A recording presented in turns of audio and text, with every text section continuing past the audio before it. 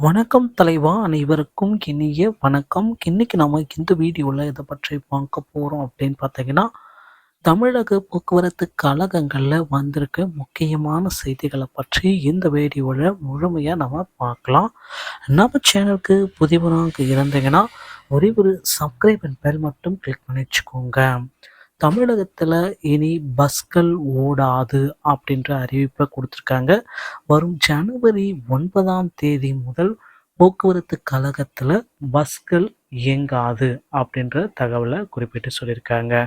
மக்களே கவலையே பட வேண்டாம். நீங்க போக்குவரத்து கழகத்துல ஜாயின் பண்ண தயங்கி விடாதீங்க. இந்த 2024 அதிகப்படியான காலி பணியிடங்கள் உங்களுக்கு வரும் என்ற அறிவிப்பையும் வெளியிட்டிருக்காங்க. போக்குவரத்து துறை ஊழியர்கள் வேலை நிறுத்தத்தில் கலந்து கொள்ளாமல் பணிக்கு ஆஜராக வேண்டும் என்று போக்குவரத்து துறை உத்தரவையும் விட்டிருக்காங்க.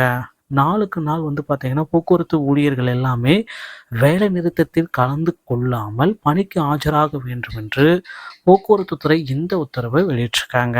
போக்குவரத்து துறையில் உள்ள காலி பணியிடங்களை நிரப்ப வேண்டும். கருணை அடிப்படையில் விண்ணப்பித்து காத்திருக்கும் நண்பர்களுக்கு பணி வழங்க வேண்டும். ஓய்வு பெற்றவர்களுக்கு பஞ்சப்படி வழங்கப்பட வேண்டும் என்பன 6 அம்ச கோரிக்கைகளை வலியுறுத்தி போக்குவரத்து தொழிற்சங்கங்கள் வேலைநிறுத்தம் அறிவித்தன. சிஐடியு, ஏஐடியுசி, HMS ஆகிய தொழிற்சங்கங்கள் தனியாகவும், அண்ணா தொழிற்சங்கங்கள் பேரவை தனியாகவும் வேலைநிறுத்தம் செய்யப்போவதாக அறிவித்தன. இதையடுத்து சென்னையில் போக்குவரத்து கழக தொழிற்சங்கம், தொழிலாளர் நலத்துறை, போக்குவரத்து துறை அதிகாரிகள் இடையே முத்தரவு பேச்சுவார்த்தை நடைபெற்றது.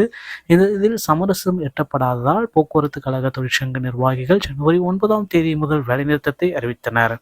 இந்த நிலையில் போக்குவரத்து வேலைநிறுத்தத்தில் கலந்து கொள்ளாமல் பணிக்கு ஆஜராக வேண்டும் என்று போக்குவரத்து துறை ஒரு அறிவிப்பு வெளியிட்டிருக்காங்க. போக்குவரத்து துறை ஊழியர்கள் வேலைநிறுத்தம் செய்வது பொதுமக்களுக்கு மிகுந்த சிரமத்தை ஏற்படுத்துவதாக அமையும் என்பதால் வேலைநிறுத்தத்தில் கலந்து கொள்ளாமல் அனைத்து பணியாளர்களும் பணி விடுப்பு, மாற்று விடுப்பு, ஏடிஏ விடுப்பு, எந்தவித விடுப்புகளையும் தவிர்த்து பணிக்கு ஆஜராக வேண்டும் என்று போக்குவரத்து துறை கேட்டுக்கொள்கிறது. மேலும் சேமம் மற்றும் தினக்கூலி பணியாளர்கள் கட்டாயமாக பணிபுரிய வேண்டும் என்றும் குறிப்பிட்டிருக்காங்க. ஸோ அமைச்சர் பார்த்தீங்கன்னா, போக்குவரத்து துறையில் விரைவில் அனைத்து கோரிக்கைகளும் நிறைவேற்றப்படும் அப்படின்னு குறிப்பிட்டு சொல்லியிருக்காங்க. ஸோ போக்குவரத்து கழகத்தில் முக்கிய முடிவுகள் நாளை எதிர்பார்க்கலாங்க. அது மட்டுமே கிடையாது. தமிழக போக்குவரத்து கழக 2023 நடத்துனர் மற்றும் கண்டக்டருக்கு உண்டான அறிவிப்புகள், நேரடி நேர்காணல்கள் எல்லாமே நடைபெற்று வருது. இந்த நேர்காணலில் 21 எடுத்திருந்தா கூட அவங்களுக்கு பணி வாய்ப்பு கிடைக்கும் அப்படின்ற ஒரு நம்பிக்கை இருக்குது. கவலையே பட வேண்டாம். டிஎன்எஸ்எஸ்சி டிரைவர் மற்றும் கண்டக்டருக்கு உண்டான நேர்முகத் தேர்வுடைய 2வது பட்டியல் இன்னும் சில தினங்களில் நீங்கள் பெற்றுக்கொள்ளலாம். டிஎன்எஸ்எஸ்சி சம்பந்தமான செய்திகள் அனைத்தையும் உடனுக்குடன் பெற நம்ம சேனலோடு இணைந்திருங்கள். நன்றி, வணக்கம், தேங்க்யூ.